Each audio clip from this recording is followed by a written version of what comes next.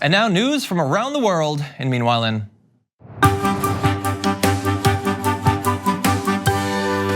Meanwhile, in China, the ruling party has found a new horrific way to attack the Uighur community. This is really dark stuff, even in the context of a story that has been very dark for the last few years.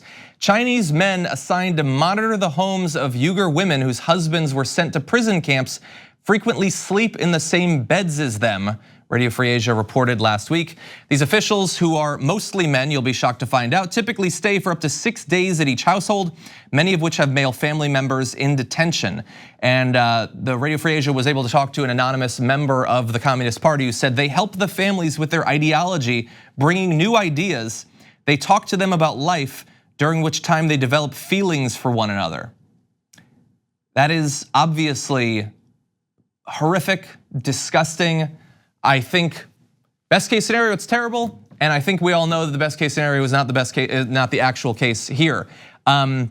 This is another aspect of the ruling party's efforts to effectively cleanse this entire community, to wipe it out in terms of locking up individuals, perhaps in other ways as well. Really dark stuff. And understand, if you are new to this story, authorities have detained at least 1 million Uyghurs in prison-like camps, euphemistically called re-education centers. Activists have likened the campaign to ethnic cleansing. And we're now finding out new aspects of that ethnic cleansing. One ethnic Kazakh Uighur woman who fled a detention camp told Haaretz last month that she witnessed a gang rape and medical experiments on other prisoners. She said she was also subject to beatings and food deprivation because another prisoner hugged her. So not much information comes out about what's actually going on in this effort. When it does come out, it is invariably horrific information. This is something that the entire world should be paying attention to, and to the extent that they can, pushing for China to finally stop assaulting in so many different ways this community. But as of right now, they're apparently still experimenting with new horrors. Meanwhile,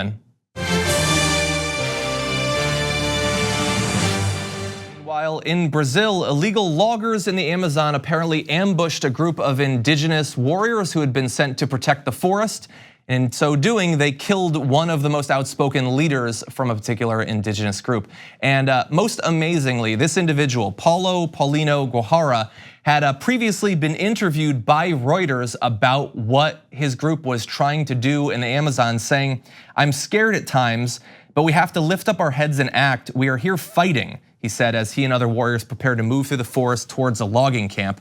He went on to say, "We are protecting our land and the life on it, the animals, the birds, even the awa who are here too. There is so much destruction of nature happening, good trees with wood as hard as steel being cut down and taken away. We have to preserve this life for our children's future." And Paulo tried to do just that, even giving his own life in that effort, because while there is massive amounts of fully legal logging going on in the Amazon, there is more and more illegal logging, mining, farming, and the government of Bolsonaro is doing everything they can to ignore this. They got in on these sorts of implicit promises, a wink and a nod to those who are willing to literally murder people to be able to exploit the Amazon for its natural resources. One group, APID, Brazil's pan-indigenous organization, had this to say about the attacks. "The Bolsonaro government has indigenous blood on its hands. The increase in violence in indigenous territories is a direct result of his hateful speeches and steps taken against our people. And they are in fact becoming more common." The Indigenous Missionary Council had warned in a report published on September 24th that the number of invasions of indigenous lands by loggers, miners, and land grabbers was rising. They documented 160 incursions through September of this year, compared to 109 during the entirety of 2018. And just a tragic incident here with this individual who is heroically trying to protect his people and also the environment there. But we've seen this coming. I mean, we said before he was elected that this is what he would bring if he got into office, and unfortunately it is coming true. Meanwhile,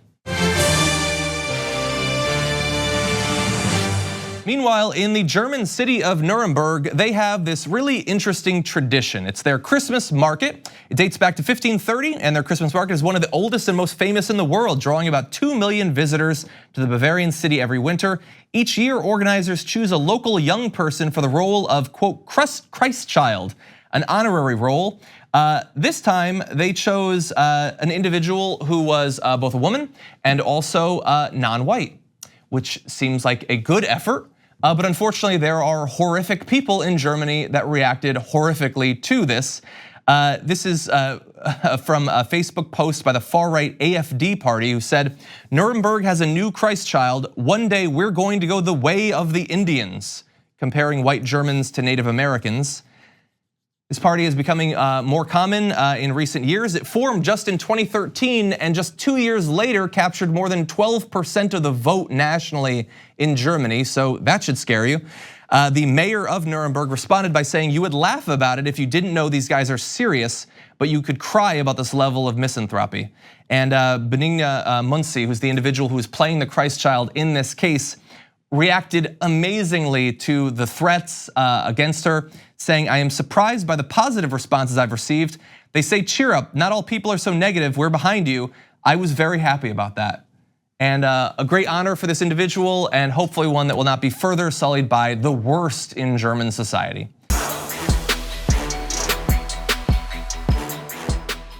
Thank you for watching this clip from the Damage Report. For more content from the show and access to TYT Network members-only exclusives, go to tyt.com/Brooke. Wait, no, it's tyt.com/John. Go to tyt.com/John to sign up.